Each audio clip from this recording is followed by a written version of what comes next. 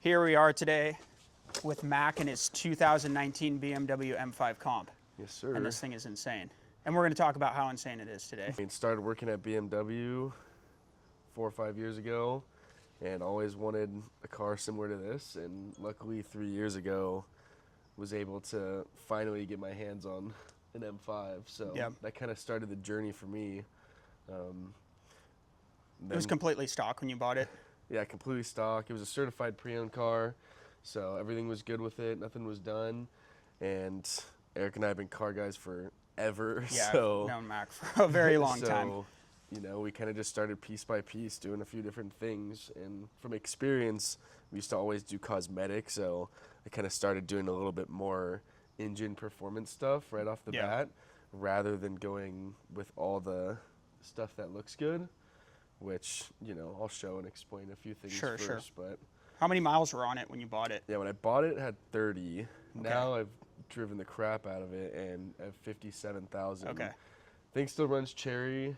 I run ethanol on the car, so I haven't had a single issue whatsoever, just preventative maintenance and all that kind of stuff to keep it running nice and good. How much power is it? We dynoed it around 712, 715. Is that to the wheels? To the wheels. Okay. And then the OTS map you sometimes run if you want to flash back to like 93, so you can clean out the ethanol and stuff. Sure. Which is obviously a little bit less than that, probably 650, 660, I believe. So what's the ratio of when you're running it just pump gas versus running E85? 30% ethanol, so just an E30 mix for most people. So you're not running straight E85? Yeah, most people know with these cars that you'd have to actually build it to run full E, at least with the S63 motor, in my opinion, so you don't blow rods and shit like that. So just go into the motor, what have you done to the engine? Yeah, so S63 twin turbo V8, right when I got it, through experience, I just was like, you know what, screw this, I'm doing everything. So like first 3 weeks, we did thermal coated catalyst downpipes, primaries and secondaries. We did intake, intercooler, we did different spark plugs, and then just tuned the car right after that. And from there, we just did an OTS map through BootMod, which is pretty much your most known platform to do it on. But okay, and then you got the full Valvetronic exhaust, right? Full catback exhaust. Yeah, we got a Valvetronic exhaust at that time, which has been good. No complaints. A ton of people are like, Alibaba this, that. I mean, whatever. The quality is pretty good to me. Yeah. I might go with something different. I had an AWE before, but being that this one valve, it's actually pretty quiet compared to, you know, something that doesn't have a muffler or valves. Sure. Well, it's super, super, super loud when you want it to be, exactly. And then it's quiet when you want it to be, which is a unique thing because I just drove in Eddie's GT3 recently, and that thing's just 24/7. You just got a crazy loud exhaust. Drone. It's like a race car. No this thing is rational when you want it, and then you have the crazy loud backfires and everything when you want it as well. Yeah, one thing with the Valvetronic exhaust is they give you a controller that you can use with 2 nice billet controllers. Yeah. I decided to just go away from that and use my factory valve system that just goes straight with the car. So depending on what mode you're in, you have your M1, M2 buttons and stuff, which you can press on the fly, and that's what controls my valves. Gotcha. Rather than having driving loud and seeing a cop and having to find this little button, I can just press the button on the steering wheel, and that makes sense. It's made everything way easier. And then the carbon, so you got the carbon front, we'll call it a front splitter, and then you have the carbon grille and hood. Are these all different companies that make the carbon? Some of it has been. The hood is separate, which I did a ton of research on. Who makes it? TACT or TAKD. Okay. And I emailed back and forth with them probably 20 times, talked to them on the phone about weight, fitment. The fitment is insane. All the stuff that they do so that it's not just a look. Because a lot of people have carbon hoods that are actually heavier or just don't fit well. Yeah. So this one turned out good. I mean, I paid the price. It wasn't too overly expensive, but fitment along the fenders and everything, even in the front, is super nice. It's double-sided, so top and bottom, there's no fiberglass whatsoever. But super stoked how it came out. Shipping was fast. for sure. And the vents are all functional and things like that. Yeah, the vents look really good, and I like the slight bulge that it has right in the center. Yeah, it's a super good design. There's a couple different cool ones, but this definitely was suiting what I wanted look-wise. Yeah, and then who manufactures this carbon, the grill? The grill is BMW.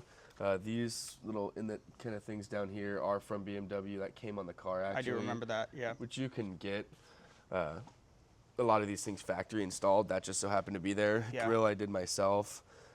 These little eyelid covers, that's probably... Yeah, those look good.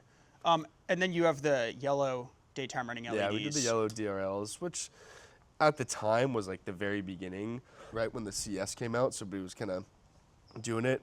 It looks good on white. It's definitely a little overplayed now, but I think it overall looks good, and it makes the car look unique compared to other cars on the road. Yeah. When you did that, was it a lot of work? Because you had to open up you had to take off the front bumper, and did you have to open up the headlight housing? Yeah, so we didn't have to open up the headlight housing. There's a little like circuit board module. We did have to take off the front bumper and some of the components inside and take the headlight out to actually access the back side of the headlight, which in some cases on like F80, F82, M3, and M4s, you can just kind of go directly into the module. I think they sit on top, which is way easier. But no, we had to demount the wheels, have it on lift, all that kind of stuff to get there, which not as easy plug and play, but it's definitely been a lot of fun. The wheels, talk to us about those. What are you running? So I ran the factory wheels for a super long time, which are great. And then I ended up going with just the H&R lowering springs, and those were nice, but since the wheels were 20s, they sat a little bit inside. I wanted to change it up, obviously get something different. So I went with 11 wide in the rear and 10 inches wide in the front, rather than the factory 10.5 in the rear and 9.5 in the front, so I didn't have to run a spacer. And then I went with a 21-inch diameter, so that was a good decision, but I would go back and probably still run a 20 with a wider wheel. Yeah. Just so that I have more grip, because sometimes with the power, like going through turns and stuff, when I punch it out, it loses a little bit more traction than having your like tire sway or stretch a little bit down on the road. Are you 295s in the rear? Yeah, 295 30 21s in the rear and 275 30 21s in the front. Gotcha. They look really good. The fitment is very, very good. Very Vision nice Forged look. Had the best style, I think, for the best price. For me, I just went with gloss black because it goes with the car. It's classy, it's clean. Not really on the brushed aluminum trend too much, although it looks good on a lot of different cars. I just wanted to keep it clean and classy, although they get dirty all the time. For sure. That's understandable. And then let's talk about probably one of the craziest mods of this car. There's a ton of crazy mods, but the roll cage. Talk to us about why you got the roll cage and who made it. Yeah, so roll cage was definitely interesting thought for me, because I wanted to make this car just like kind of ridiculous on what the plan was with it, just stand out, be different. And I had never seen an M5 with a roll cage ever. I agree. Maybe an older generation, but not driving around and keeping a clean fitment look. Those were usually like full on, gutted track cars. Yeah. So I gave my car, Studio RSR is pretty top notch when it comes to building cages. They build the most for sure for a lot of people in the industry. I reached out to them and kind of used my car as like a guinea pig for them to manufacture a cage or half cage in the back. And my dad and I, he's a mechanical engineer, we designed the cage through some software in our own design, to where at some point there will be one center carbon bucket seat in the back. Yeah. So later we'll probably look at it. But on the top side, it's basically an upside down V, so that rather than your typical X for structural rigidity that most cages are, there's like an upside down V shape where you have now the ability to wear a helmet and sit in a bucket seat with having movable headroom. Yeah, that's pretty cool. The center seat you can still sit in. There's a factory seatbelt in there, although it's pretty gnarly. You can still I would sit agree. back there. I would agree. It's pretty gnarly back there. So you kind of hold on like jungle bars. Sure. But it's made out of chromoly.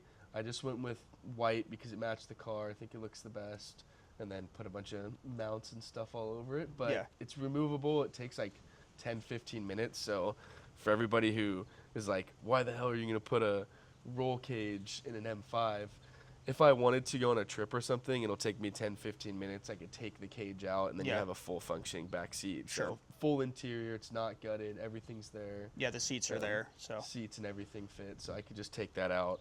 Couple Allen wrenches, the way it's connected and stuff. Yeah, it sure does look good, especially when you're driving with the rear windows down. Yeah. It's something that throws people off. They're probably like, oh, that's a nice M5, and then there is a roll cage in the back. Yeah, I like the white color that you went with as well. It really kind of ties together with the exterior color. Yeah, same with the wheels. I didn't want to like mix and match too much, like add too many colors to the car. Yeah. Like having different style wheels that are, you know, brushed aluminum than a different color cage or something. I really only have 3 things. It's black, white, and carbon on the car. Yeah. Besides the blue brake calipers, which came from the factory. They look good. I like the blue. You could see it kind of matches in the front with the little like strut supports and the grill. And then the exhaust, were there a few different exhausts that you were considering other than Valvetronic? You did say that you had a few different exhaust setups. Yeah, so before, Valvetronic was definitely a pretty good choice for me at the time. This was in like the very kind of, my opinion, the beginning stages before they've come super well known now. So I tested them out, but prior to that, I had an AWE race exhaust, which was just a catback, and I had cats on the car. So that was uncontrollable in how loud it was. Yeah. So having cats on it, it was okay. It sounded good, but it ultimately was just straight piped out with no muffler whatsoever. Yeah. So being that I went catless, I definitely wanted a Valvetronic system, and at the time that kind of seemed like the best option for me. There's a few others. I know R44. A lot of people do those on like G80s and G82s. That's a popular one. Yeah. You can go Akroprovich. But yeah, that was pretty much my thought. Price point was good. Shipping was good. And, you know, quality overall was super nice in my opinion. When we looked at it all laid out and stuff, like the welds were top notch. For sure. Fitment was well. Clamps and stuff were okay. They weren't like super janky, you're gonna snap or anything like that. The way the bolt construction was, which tends to happen a lot of exhausts. Cool. So I think that's about it as far as mods. I think we kind of covered everything. You do have the like a few more carbon pieces. You have like the carbon roof inside. spoiler. That's pretty much it. I mean, other than for actual mods, that's really it. We do like other cosmetic stuff. Starlight headliner. Oh yeah, the Starlight headliner. That thing is insane. Little high kick spoiler, diffuser, and you know, a couple things like that. But pretty much, I mean, the Dynon intake is also in there, which is cool. That's all carbon. I'll probably go with front mount intakes sometime here soon. Yep. Just for a little more sound and stuff. For sure.